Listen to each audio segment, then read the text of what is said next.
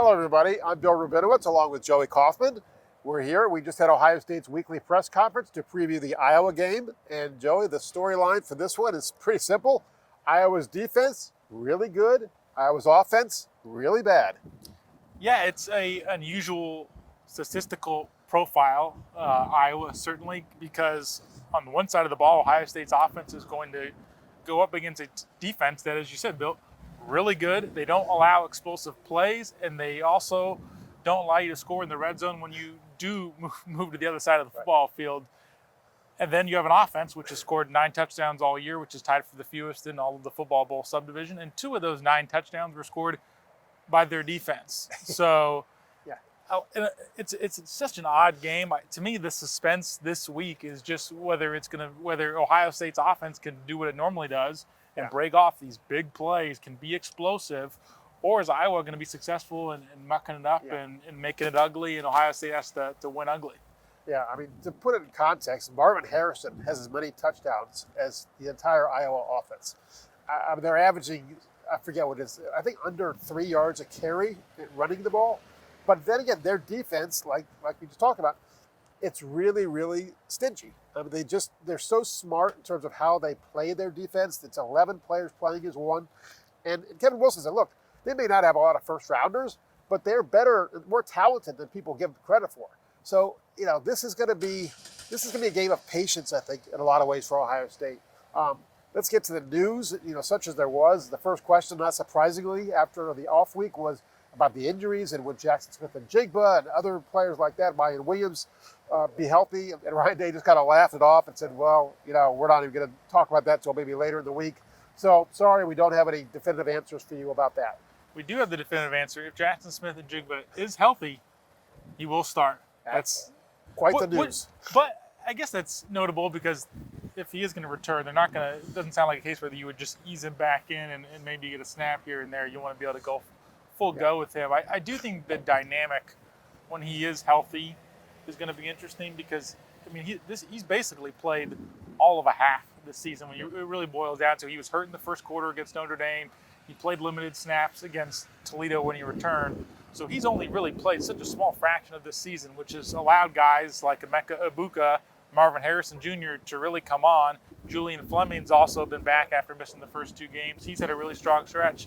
So you've had 3 receivers there who are used to starting, and they're used to getting the ball. And when you have Jackson Smith and Jigba back, you're going to have 4 receivers good. Now, this is a good problem to have. It's a very good problem. I think this is what they would say is first world problems for an offense. But nonetheless, that is the dynamic when Jackson comes back, that they will have to sort their way through to figure out the rotation and the reps and the snaps and all that. Well, they've been cross-trained, so it's not like, Jackson Smith and Jigba is only a slot receiver or so-and-so is only an outside receiver.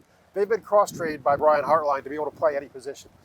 Ryan Day, I thought it was interesting, did say that you're not going to try to force the ball to Jackson either to get him involved. They're just going to go with the flow of the offense. Look, if it ain't broke, don't fix it, right? I mean, Ohio State's offense has been spectacular. There's no other word for it. And we talked about the red zone. Ohio State's been in the red zone 29 times, 27 touchdowns, and 2 field goals. I think that's correct.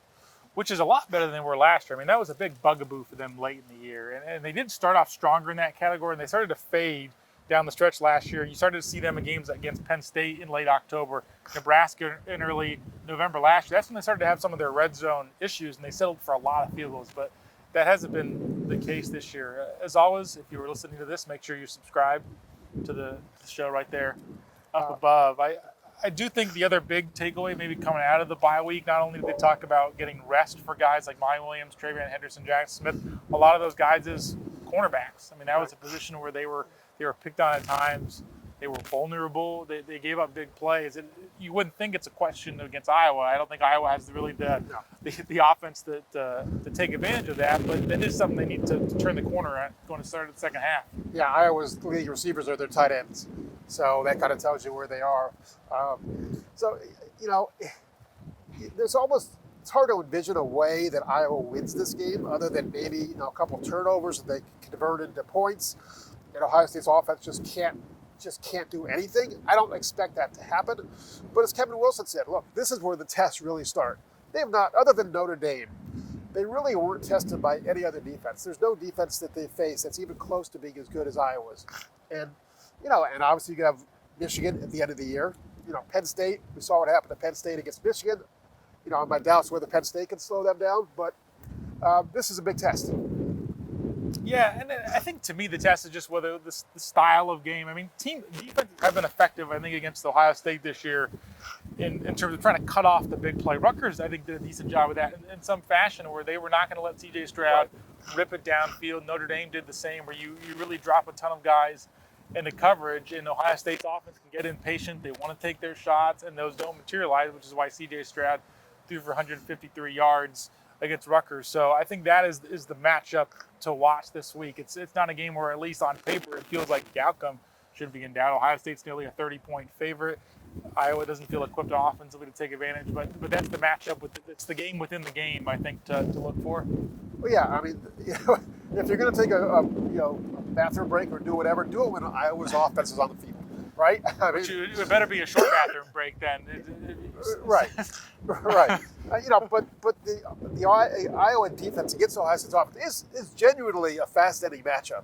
I mean, that is really going to be a big test for Ohio State. A test of their patience, that test of their ability to convert in the red zone, and whether they can get big plays, because Iowa's going to do everything in their power to stop it. It should be, I think, interesting in terms of a data point for Ohio State's offense. It's also the first time Ohio State and Iowa have gotten together in a few years. They haven't played since 2017 when Ohio State lost. They were going to play in 2020 during the original pre-COVID schedule. They were scheduled to play in October when the Big Ten delayed the season and cut down some of the schedule. That was cut from the game. So it's the first time we've seen these two teams playing a little bit. First time Iowa's first trip to Columbus since 2013 as well. Wow. There was an overtime game here with Iowa, back, I don't know, a decade or so ago. Maybe, I think that was the end of the Tressel era. We all remember what happened in 2017. Ohio State's riding it high, coming off a big win at Penn State, and Iowa just handed it to them. Iowa just 55-24, started badly, ended worse. It was just one of those head scratches. You go, what just happened? Snowballed. It snowballed. And Ryan Day was a first-year coach on that staff. He said the scars remain. So, none of the current players were on that team, but at least for the coaches, they remember. Yeah, a few coaches, Ryan Day, Kevin Wilson, Tony Alford, Larry Johnson. So a lot of those people, some of the people within the building remember that game. It's sort of an oddity to this world of realignment and the pandemic that this game has now taken 5 years for them to try to get revenge, or if you will. Right. Well, that probably about wraps it up here. I think that does wrap it up. As always, thanks for stopping by, listening to us, and as always, subscribe.